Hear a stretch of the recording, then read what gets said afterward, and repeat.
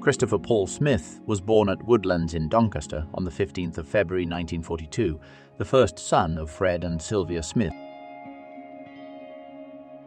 He had two older sisters, Josie and Molly, and a younger brother, Greg.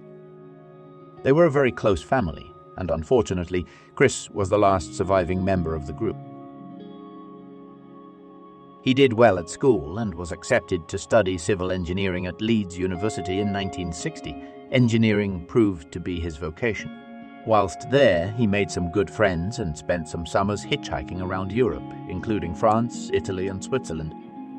He came to Middlesbrough in September '63 to start work in the engineering department of the council and proved to be very good at his job. Shortly after, he moved to Stockton Council and, over 32 years, worked his way up to be the chief engineer there until his retirement in 2000. In 1963, Chris met Rayner through his good friend Mike, and they hit it off immediately.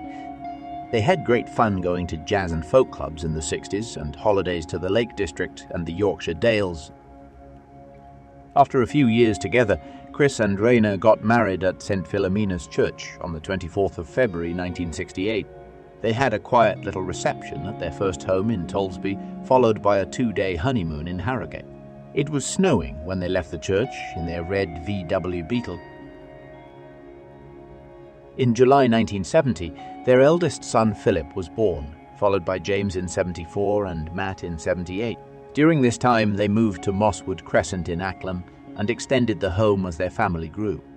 Over the years, the family kept growing, and Chris the dad became Chris the granddad to 6 grandsons. Each of his sons had 2 sons, and was also a loved and valued uncle to yet more boys in the family unit. He is fondly remembered as a present, fun, and patient father, always finding time for his family even though he worked very hard.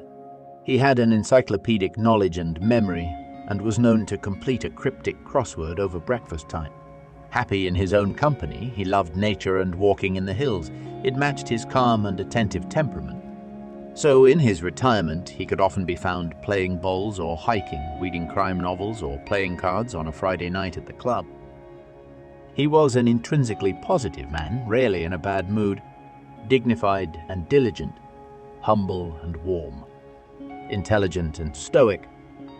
Perhaps this was one of the reasons he made such a lasting but gentle impact on people, not least in the Scouts. He started there as a helper and ended as group scout leader 15 years later. His relationship with Rayner spanned nearly 60 years, most of that spent at their house in Acklam, although they enjoyed many holidays across the UK and beyond. Over those years, they made strong roots in their local community, neighborhood, and church. Unfortunately, his health declined after a stroke in 2014, and he died 8 years later on the 26th of July 2022.